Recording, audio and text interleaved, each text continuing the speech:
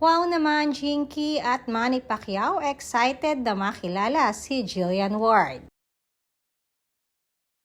Kasalukuyang nasa Dubai nga ngayon ang Team Pacquiao upang magbakasyon at bisitahin ang new business venture nila sa Dubai.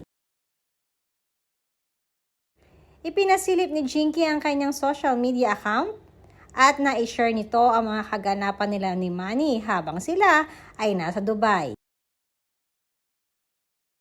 Isa sa pinakakabangan ngayon ng mga netizens ay pagbabalik boxing ni Manny Pacquiao pagkatapos ng kanyang unang naging laban pagkatapos nito ng kanyang retiro.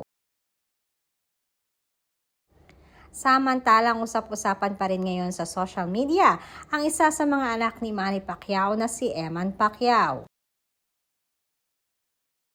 Isa sa mga pinakakaabangan pa rin ng mga bagong tagahanga at followers ni Eman at Jillian ay ang kanilang mga posibleng projects together.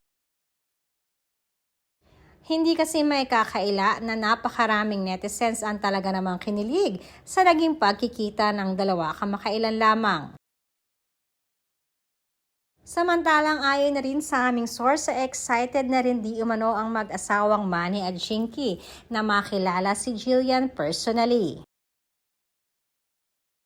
Naintriga din di umano si Jinky Pacquiao dahil isa rin siya sa kinikilig sa dalawa.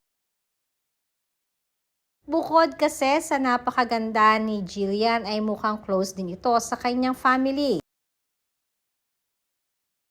Pahayag at impression din di umano ni Jinky at Manny Pacquiao na mukhang mabait di umano na bata itong si Jillian.